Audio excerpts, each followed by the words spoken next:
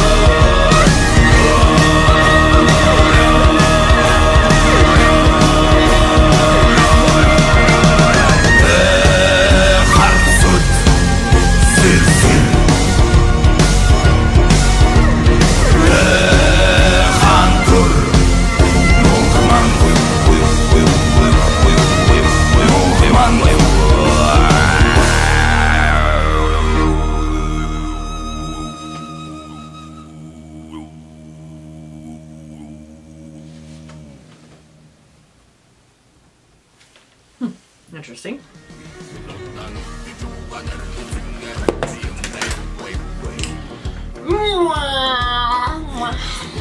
It was interesting. It was, okay, this is what I'll say. I thought it was interesting because I don't usually read the side here, but it sounds like they stuck to, like they were trying to put, well, the type of vocal style and stuff like that, like they kind of stuck to their traditional stuff, and then it seems like they kind of made it kind of a little heavier, I guess. It had a folky sort of sound. What? A couple people recommended this band. I don't know if we chose the wrong song or whatever, but people were saying like they were heavy and... Well, I think that other song that I pulled up, and you were like, no, we gotta do this one. Yeah, I think that's the big one. Wolf Totem might have been a little bit heavier? Yep. Okay. We'll probably listen to it again at some point. Lyrically, I understood where they were going, because we have the actual lyrics here. If I remembered, they're in the description of this video. So I know where they were going and what they were saying. I just, for some reason, I thought it was going to be a massively heavy song. Oh, it definitely sounded different than I thought it was going to. So I was waiting for like... Yeah. But it never happened. So, you know, sometimes you come with a preconceived notion of the song and it goes left, and sometimes it's awesome, and sometimes... Right. Especially like with the lyrical content here. It's very interesting. Like, I think it was Heilung or Heilung, I don't know how to pronounce it, but it's like the Norse guys are very, very big on their ancestors and going back to their old ways and things like that. I feel like in metal, the Norwegian folks do it the best. Definitely. But this was kind of like their version of that. You know, and it's even though it says Chinggis, I'm pretty sure this is... When he says Lord Chinggis here, Chinggis, he's talking about Genghis Khan. That's what you think? Yeah. Born with undeniable fate to gather the nations, the Lord Chinggis declares his name on earth. Will come back. So, I don't know, maybe in their... I told you, Genghis Khan. Yes, right. I had to look. I know, you did not actually have to. I did you have didn't to have look. to look at all. I I mean, come on, deductive reasoning, huh? So I guess there's some sort of idea that Genghis Khan is going to come back, or maybe, you know, in some other form. You know, I mean, reincarnation, maybe. Yeah. Or maybe it's you know. What's that black? It's a metaphorical way of banner. saying. Well, I'm assuming Genghis Khan had a black banner when he went and conquered the world. I mean, he did gather nations. I mean, it's like 75% of Asia has his DNA, has Mongol DNA. So, I mean, he absolutely gathered nations. That's for sure. Did he do that systematically on purpose, or did he do that just because he was a lustful... No, he was very, very intentional. I mean, this guy, like, he didn't play around, man. That's crazy. There's an actual Genghis Khan movie I almost clicked on Amazon to watch, but you know, so it looks like the Mongol nation is kind of like separated and things like that. It's like I've been saying. I said this on the Indians record, where throughout history, God kind of gives every team a shot. Okay, here you go. You know, that's why I was talking about the whole white man is a devil thing is ridiculous. Because it just so happens that we're in a time period where, you know, the last 500 years the white folks have, you know, been raised in hell on earth. But if you look at Genghis Khan, you know, per capita, I'm pretty sure you could say he did more killing and raping and pillaging than you know, anybody in Spain during the, you know, the explorations, etc. So. Wow. This is again a human nature thing. What's interesting though is like, I don't know if it's confused, but I'm trying to find the algorithm of which tyrannical fascistic dictators people are upset at and which ones and why get a pass. Yeah. So like Genghis Khan was horrible. Now I'm saying this is an outsider, so maybe some Who fans and some Mongolians can kind of get me some more context and explanation. I'm definitely open to it. I'm sharing what I know of Genghis Khan, a very limited reading. This dude was a conqueror. He went around and raped and pillaged and conquered and all that. And so, like, if he was feared, like, throughout the world. And so it's kind of a weird thing where it's like, Genghis Khan kind of gets looked at as this great military leader. You very rarely hear anything like, oh, he's horrible, da da da da. But I'm pretty sure. Let me see this guy's body count. This Genghis Khan had a pretty high body count. Sometimes I feel like it's just, you know, like what people are talking about the most. You know what I mean? Like, Genghis Khan wasn't like a big thing. Like, when we talk about Hitler has been a big discussion piece. Yeah. Right, and that's 40 million people, according to History.com. He was responsible for the death of as many as 40 million people. Wow. While it's impossible to know for sure how many people perished during the Mongol conquest, many historians put the number between somewhere at around 40 million. This is a History Channel. So it's like, here's a guy who killed 40 million people. That's so funny. Like, literally, this is like the worst thought that I probably... When I saw that he killed 40 million, I'm like, I'm not that bad of a person.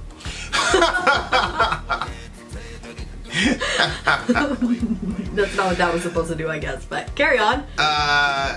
Censuses from the Middle Ages show the population of China plummeted by tens of millions during Khan's lifetime, and scholars estimate that he may have killed a full 3/4 of modern-day Iran's population during the war with the Khwarizmid Empire. All told, the Mongols' attacks may have reduced the entire world population by as much as 11%. But again, at the same time, he created one of the first international postal systems. No one knows how he died or where he was buried. So that adds to the whole he's going to come back. The Soviets tried to stuff out his memory in Mongolia. They were not successful in doing so, obviously. So that, to me, that's what's weird to me. It's like, if a German person was singing about, you know, the rise again of the Third Reich and all the, I mean, Hitler killed 11 million people, and just in the Holocaust alone. And if you blame World War II on Hitler, then the number is much higher. Like what? What do you think? Well, I mean, I think like 130 million people died in World War II or something like that. But you cannot singularly blame Hitler for World War II. You have to go back to the Treaty of Versailles and all the rest. But again, like, I've always been, I'm going to be honest with you. So there was this Navy SEAL guy who was telling the story about how he was working with the it's HGK. It's a German Special Forces group. The GROM. Oh no, the GROM is Poland, but I think the HGK is Germany. I forgot. Anyway, and he was talking about how there was this anniversary of some German celebration or whatever, and so the commander went to the SEAL commander and said, "Hey, our guys have this ritual that we observe every year at this time. Are we good to do it?" And the SEAL guy said, "Of course," because, you know, they're working together. They were not in Afghan. They were in I'm pretty certain it's Iraq. Okay, so anyway, so these and the guy goes, "Can we watch?" And the German guy goes, "Well, yes, you can watch." He was kind of pensive about it. Well, turns out these guys start goose stepping, which is, you know, like Nazi formations in Nazi Germany. That's what they used to do. And so the German commander looks at the American commander and he's like, "Are you guys okay? Are we okay?" Because think about it, their fathers were killing their fathers and vice versa. I hear these guys doing this Nazi whatever. And the SEAL guy goes, "No, they were your fathers. We get it." And I think that's right. Like, they're not celebrating, "Yay, we massacred 6 million Jews." It's just that these are fighting men. These are descendants of warriors. They're special forces in their group, in their country. They're the top of the line in their country, and so there's that connection of just the warrior ethos between Germany then and Germany now. And so the SEAL guy, as a warrior himself, he goes, "Yeah, I get it." Wow. And they were not offended. They were not upset. And I think, like, the only way a song like this makes sense is if you can separate the atrocities that your fathers committed, particularly Genghis Khan, and just scrape out the positive aspect of what it means for your people, what it means for the world, etc. Yeah. Otherwise, I'm like... But there are some groups that are allowed to do that, like this particular situation. This guy killed 40 million. He's worse than Hitler. Yeah. Hitler was around systemically raping people. I mean, what? How strange about that? Right. So yeah. So it's like on the one hand, it's like, who determines who's allowed to make those distinctions? Like, it's always confusing. Same thing with people rocking Che Guevara shirt. The guy was a mass murderer. He's horrible. He said if he had an opportunity to get a nuclear bomb, he would have used it and killed millions of Americans. Like he basically said, if I could find a nuke and drop it in New York City, I would. Like. But then it's okay to rock a Che Guevara shirt and a hammer and the sickle, but if somebody walks around with a swastika, they're a horrible, terrible no, I person. hear you. I don't understand. Like, it doesn't make sense to me. Like, well, I think that there are certain elements that have made Hitler the sort of like the ultimate evil, horrible incarnation of humanity. I think they've done a very, very good job at it. And I so... Yeah, that's why I'm saying the conversation, It's always just, it's very strange to me. But so my perspective is, on the one hand, romanticizing Genghis Khan, I think, is a terrible thing to do. But on the other hand, it's just human nature to honor the people that came before you, especially if those people exalted your people as basically the masters of the world. Like, I mean, I hear what you're saying, but then how does that jive with? Remember, there was those statues that they were pulling down all over the place. Well, the Confederate statues. Yeah, but who was it? It was a person. Robert E. Lee, I think. General Lee. Right. The slave-owning guy. Yeah. You were saying they should take him down. Well, me I have no problem with that stuff getting taken down. I'm not going to cry about that. You know what I'm saying? And if you were a Jewish person and somebody had a Hitler statue up and they take it down, that's fine. Like, am I misunderstanding what you're saying? I know you're not upset about it. You're saying take it down.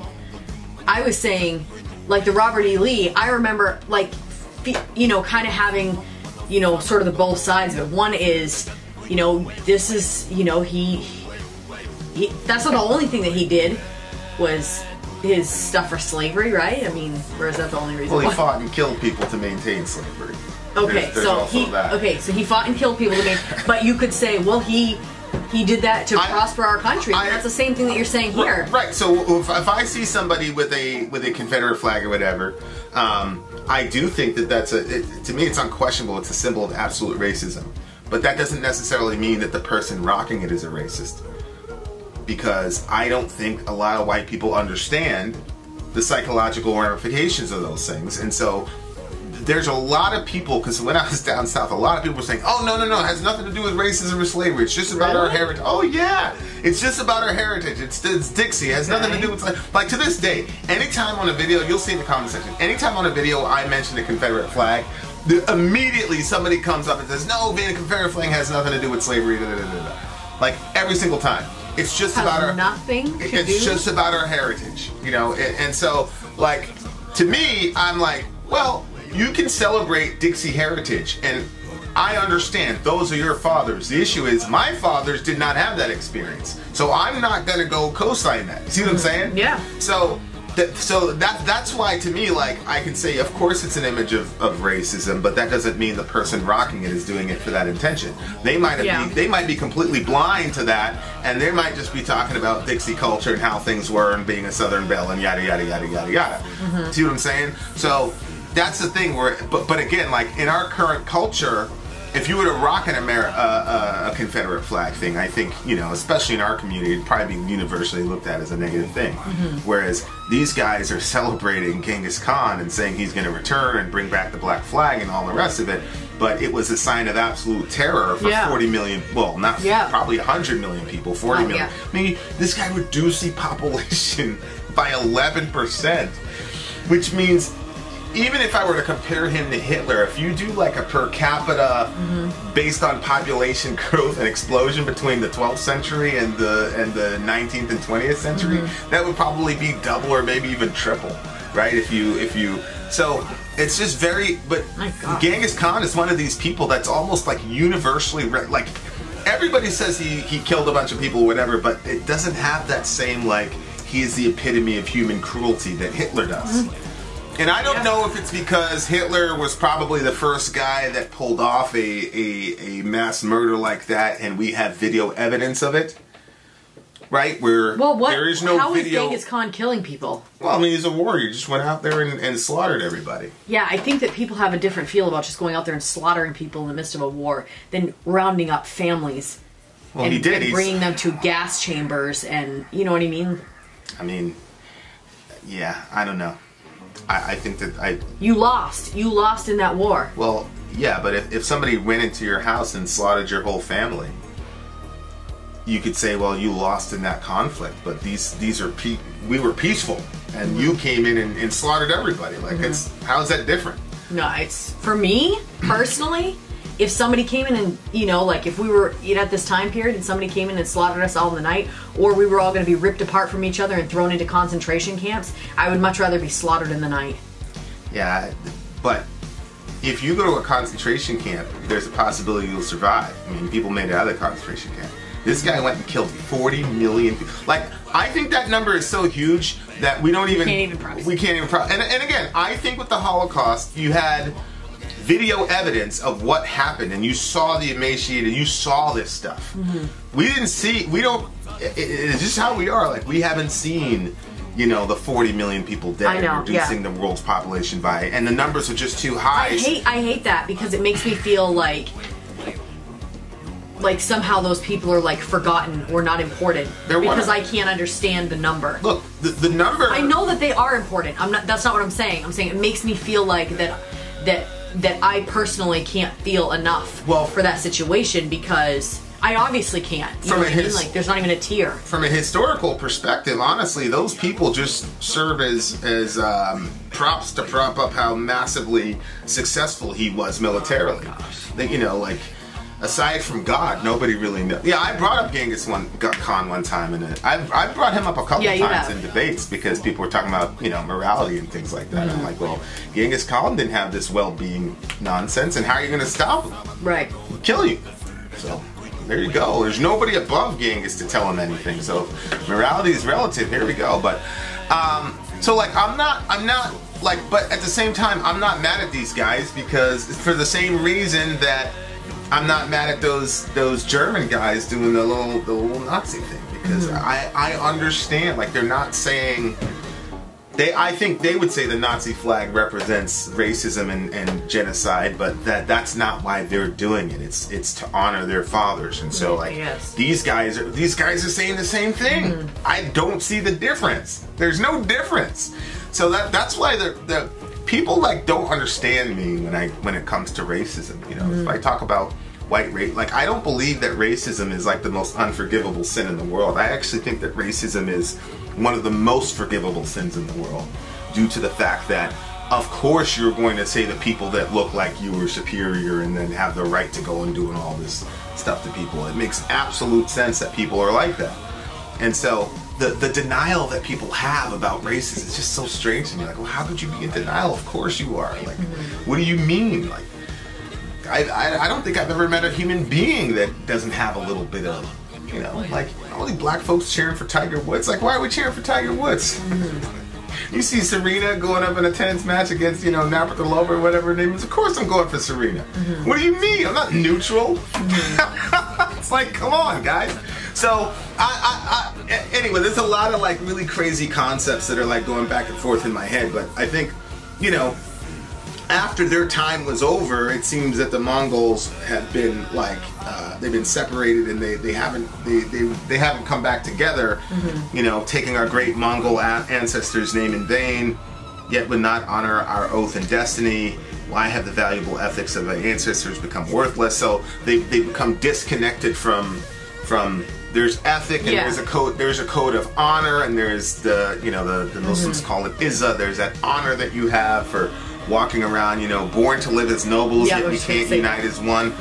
You know, that is what he is bemoaning. He is not saying, hey, let's all do like Genghis did and reduce the you got like 8 billion people now, let's reduce the Earth population by 11 billion. That's like for Bill Gates and Bernie to say. That's not see what I did there? That's not what he's saying. What he's talking about is uniting a people and things of that nature. And that's one of the things about characters like whether it's Hitler, Genghis Khan, like one of the things that they knew how to unite people. They knew how to get everybody together and say, and then create that sort of national pride and that national sort of, hey, wait a second, we're the, and so, I think the whole comparison to Trump and Hitler, I think is ridiculous. I agree. But that template of, hey, we're America and we're better than everybody. What the hell? Like, he's definitely using that, but Hitler did not invent that. Like, that is, every demagogue has figured that out. If you, because everybody knows that human beings are inherently prideful and that we're ethnocentrists and we're racist, and so if a guy can get everybody together around that same aspect of, hey, we're white. I'm not saying that like that Trump is like this irredeemable racist, but I do think that there's some of that energy in some parts of his base. I'm not going to say that. Oh, well, yeah. I'm not going to, I think it's ridiculous and oversimplistic to say that a country who voted for a guy named Barack Hussein Obama twice. Right. And it wasn't even close in both cases. Right. It's ridiculous to say that half those people all of a sudden became racist. Right. I'm not saying that. What I am saying, though, is there is a small constituency in the Trump where Trump makes them feel proud to be white, because the cis white male has been the target of all the rest of it, and so he's been able to say, hey, wait a second, we're white. You know what I mean? Yeah. Like, yeah. And I think this song is like, hey, wait a second, we're Mongols. Like we took over the world. We've done all. Yeah. We had our turn. We did, whatever. And I think, in 700 years, when there's a new group of oppressive people, then you'll probably hear a song like this from white people, Europeans. Like, wait a second, we did this, So anyway, all that to say is that this is a very, very, he talks about prophecy. Genghis Khan kind of gets exalted to this messianic position. Yeah. And I just think that that's why I always talk about the complexity and the dynamism of what it means to be a human being, because we're full of so many contradictions and paradoxes that I mean, these guys are probably descendants of people who were violated by Genghis Khan. That's the thing, But the thing about Genghis Khan, one of his genius moves was that his enemies, he converted them to be his main generals. Brilliant. It's also speculative as to how he died, but it's a brilliant thing and that's what the Romans did. The Romans did the same thing. They would not necessarily make them generals, but they would completely and totally annihilate them if they could get busy on the battlefield. Right. So it's just a very, very complex thing. And so no disrespect to anybody with that heritage. Yeah. No disrespect there, but I can see say no disrespect to anybody with a with a Mongolian heritage or whatever. Much respect to them. But I can see how sometimes, when a white guy says, how come I can't say white pride? And people are like, oh, you're automatically a racist. It's like, well, wait a second. That doesn't necessarily mean the guy's a racist. Right. He's not allowed to feel proud of his forefathers' heritage because they did evil shit in the world. Everybody's fathers have done evil shit in the world. I'm proud of Akhenaten and all they were pagan idolaters and enslaved God's people for hundreds of years. But I'm proud of my heritage, so... Well, I think that people are so... whenever anybody is proud of their heritage and it's different than somebody else's, I think people automatically take offense to it. But I think that there's... I don't know about that.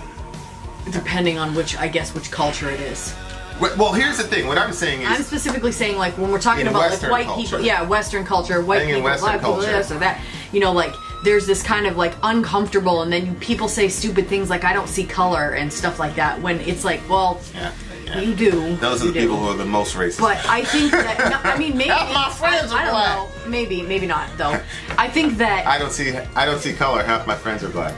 It's, very good contradiction. I see. I think that sometimes...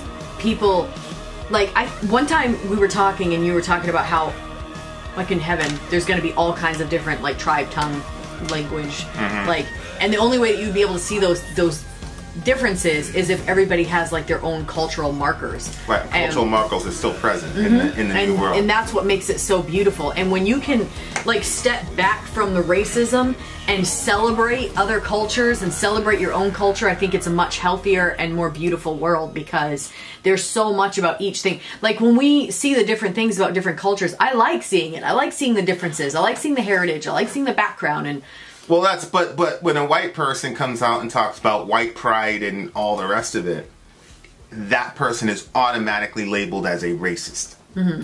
And so white people, it's a very strange thing, because they're socialized to believe that they're superior, because if we go to school, it's like we conquered this, we conquered that, we conquered that, you know, and like it's one of the reasons I don't send my black boys to public school, because the only time you talk about black history is black history in America. It's not black history like Timbuktu, we had the first colleges, universities. It's none of that. It's just it started in slavery, and it creates a sort of inferiority complex. But on the other hand, you know, white people are taught white pride, but it's not labeled that. But then when some of them have the audacity to say they're proud of being white and they're proud of their forefathers, all of a sudden they're automatically racist. I don't think so. They should have white pride. They the last 500-600 years, white Europeans have done pretty well. No, why shouldn't you? I mean, yeah, you say, okay, our forefathers were sinful, they did evil shit just like everybody else's, but hey, look, this is what we've contributed to them. What's wrong with that? Right. You know? I see what you're saying. Everybody else is allowed to do that. These guys are allowed to do that with freaking Genghis Khan. I don't even think there's a white Genghis Khan. There is no white version of Genghis Khan. There's no version of Genghis Khan. Like, I think he was probably the worst. So to me, it's just like, if we can look at this song and say, okay, yeah, he killed 40 million people, but he started the Postal Service, he was very brilliant, he brought people together, so that's positive. Then we should be able to do that with everybody, and everybody should be proud of their fathers. So goose step away, my German friends. No, I mean, look, man, look, what do you think people are going to say about this generation of people? We killed 61 million babies. So we have no room to judge anybody. But I still think there's a. But I still like, love this country to death. In spite of the, I know all the evil shit that we've done, especially as a black person. I know the evil shit that has happened in America. But I still love me some America. You best not tread on that flag. Don't do it. Don't do it. That's where I'm at. Everybody should be able to celebrate their heritage. That's just how I feel. All right. Well. But you don't feel like that. You think Shayla should be ashamed of being white. No, I don't think that people should be ashamed of their. I just think that sometimes we have to be a little bit more careful about how we present it. You know, I think that. You don't think there's enough in our current cultural zeitgeist that makes it so that white supremacists are. No, I'm not a fan of people putting up the Confederate flag. Well, neither am I. Like that. Neither am I. I'm not saying I'm a fan of it. The nuance is, I'm not a fan of it because of how it affected my fathers. But what I'm saying is, a person rocking a Confederate flag doesn't necessarily mean they're racist or co-sign. Yes, I did. I heard what you were saying. Racism. I heard what That's what I'm saying. And what I'm saying is, if we can make the distinction for these guys, and we can make the distinction with Native Americans who did horrible things and celebrate the positive parts of their culture, then I don't believe anybody should be excluded from that celebration, because the connection to your fathers and having a sense of self is important. Yeah. That's all I'm saying. Yeah. And I don't think white people should be denied that. But then on the other hand, you're not denied it, white folks. I mean, you're taught white supremacy all through your school. Some of y'all don't know what to do, whether to thumb up it or thumb down this video. Just thumb up it and share, like, comment, and subscribe. What did you give the song? The 6. Yeah, I didn't like the song because I came with a certain expectation. Like I said, I can always be converted. But because of the depth of the lyrics and what they were doing and the human experience, I gotta give it a whole 2 points. So I'm gonna give it an 8.5. There you have it. There you are! If there's a Heavy Who song, let us know. Vin out. Sori out. Gone.